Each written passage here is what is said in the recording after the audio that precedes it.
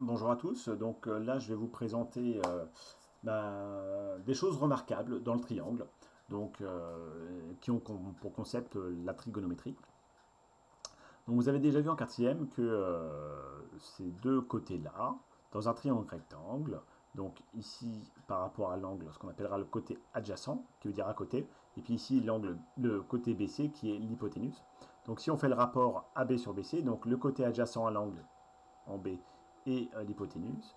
Si je fais varier en fixant l'angle, si je fais varier mon triangle, et ben en fait, on voit ici clairement que le rapport ne change pas. Par contre, ce rapport va changer si je fais varier l'angle, par exemple ici, et puis je rechange, je fais varier. On voit ici en fait que le rapport AB sur BC n'évolue, ne change que si l'angle change. Donc ce rapport-là a un nom, il s'appelle le cosinus. Mais ça, c'est quelque chose que vous aviez déjà vu la fois d'avant. Et en fait, on peut aussi changer les rapports. On peut dire, tiens, je vais faire le côté qui est opposé à l'angle, parce qu'il est à l'opposé, toujours sur l'hypoténuse. Et si je fais varier mon triangle, eh ben, la valeur de ce rapport-là ne change pas non plus. Par contre, si je fais varier l'angle, le rapport change aussi. Et c'est pareil, si je fais varier mon triangle en fixant l'angle, ce rapport-là ne change pas.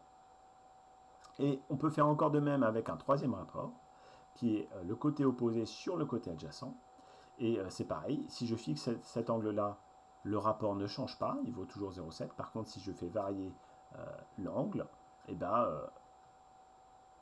le rapport change, mais par contre, c'est pareil, une fois que j'ai fixé l'angle, je peux faire varier mon triangle en fixant l'angle, le rapport ne change pas. Donc ces trois rapports-là sont des rapports qui sont connus en trigonométrie.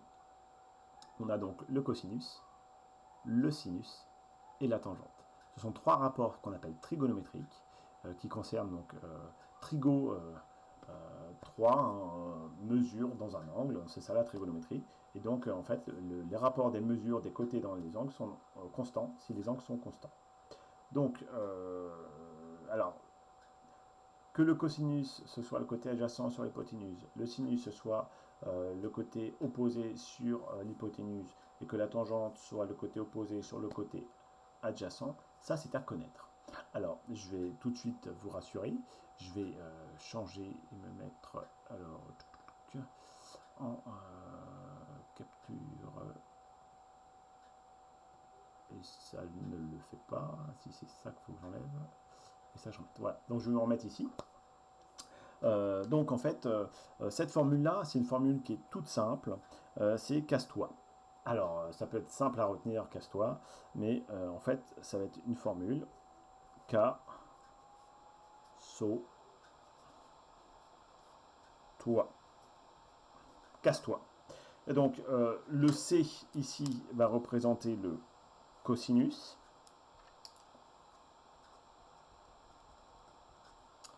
Le S ici va représenter le sinus. Et le T ici dans cette formule-là va représenter la tangente, qui sont nos trois rapports trigonométriques.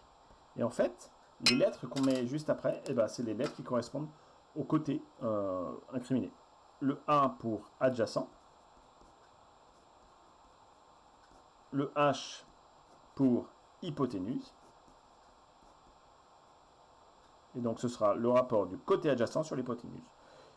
O pour opposé, opposé sur H hypoténuse. Et la tangente sera opposée sur adjacent. Alors cette formule-là, voilà, une fois que je vous l'ai donnée, il va falloir l'apprendre. C'est la seule chose qu'il y aura à apprendre. Tout le reste, c'est l'utilisation de la calculatrice, tout petit peu de rédaction, mais ça c'est important. Alors on voit ici quand même, ce qui est important, c'est qu'on a du vocabulaire à apprendre malheureusement. Hein. Donc on a cosinus, sinus et tangente qui sont des termes à connaître. Donc ce sont des rapports trigonométriques. Puis qu'est-ce que ça signifie côté adjacent? Qu'est-ce que ça signifie l'hypoténuse? Ça vous savez déjà. Et qu'est-ce que ça signifie côté opposé? Donc à chaque fois, côté adjacent et côté opposé, c'est toujours par rapport à un angle.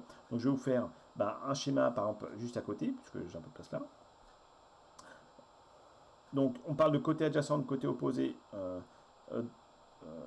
par rapport à un angle dans un triangle rectangle tout le temps.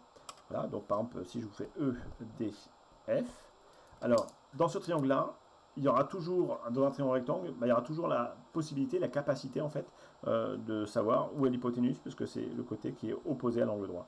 Tiens, j'ai encore utilisé le mot opposé, vous le saviez déjà en fait. Donc hypoténuse est toujours là. Donc c'est ça qu'on symbolise par la lettre H comme hypoténuse. Et ensuite, tout dépend de quel côté vous référez. Si par exemple, de quel angle vous référez, pardon. Si par exemple, je me réfère par rapport à cet angle-là, donc l'angle EFD, et ben, le côté adjacent à l'angle EFD, ben, on a d'un côté l'hypoténuse, de l'autre, adjacent veut dire à côté d'eux, ben, ce sera forcément celui-là, côté adjacent.